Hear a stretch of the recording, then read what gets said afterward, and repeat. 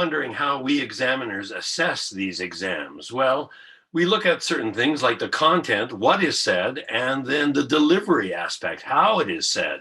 These are both important in learning a language. So I'd like to turn to Jim Dobbin, first of all, to talk about what most people would think of learning a language correctly is the fluency of being able to speak that language. But it's more than just fluency. But let's start with Jim talking about fluency of communication.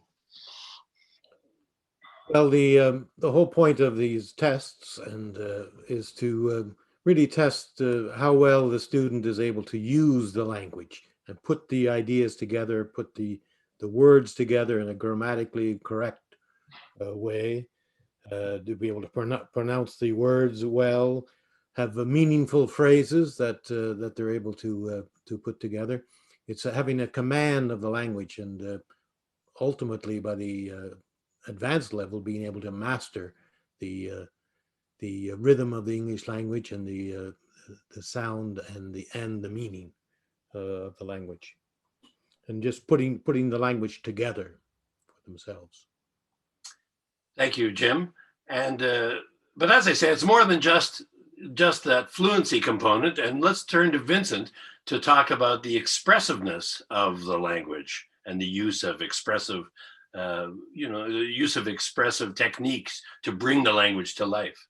Mm-hmm. Yeah, thanks, Grant. I think a couple of things right off the top about expressiveness in the use of a language. There are a couple of things that need to be learned. One is what we would call breath support, so that the last few words of a sentence don't disappear, that you lose volume, that ability to kind of be present right to the end of your thought and to communicate that for the listener.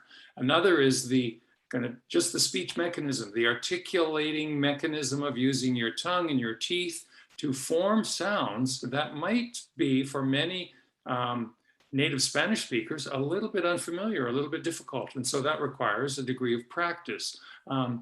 Another part that goes along with the use of one's voice is the facial expressiveness, which indicates to the listener a degree of commitment and energy and curiosity about what they're communicating. So those are some of the things that we look for as we're participating in this exam and wondering how the best pieces of communication can be made by the student. Thank you, Vincent. And now I'll turn to Susan to talk about maybe the physical aspects of communication, the body language, the physical presence of the student. Thanks, Grant. Yes, so we can get very concerned about the way our voice sounds or the way we look, and we need to remember that our body is a really important part of how we all communicate, whether we're speaking English or Spanish or any other language. And so we are actually looking for some fairly specific things when you enter the room. If you're standing for your piece, which of course we want you to do, we want you to be able to stand really well with a nice balanced posture, a relaxed body, not too many nervous gestures happening, and allowing your body to be relaxed enough to respond to the emotion in what you're saying.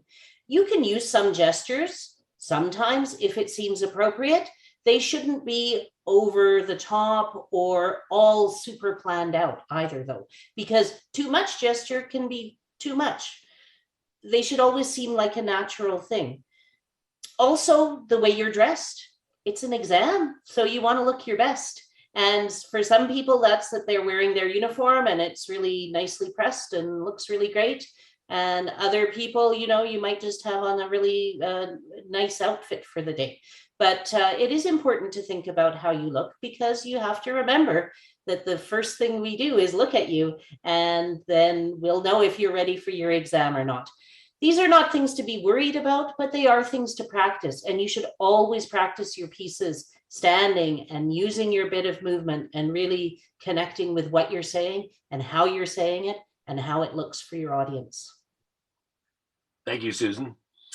I think one of the advantages of a Spanish speaker learning English is that Spanish is a very active and forward language.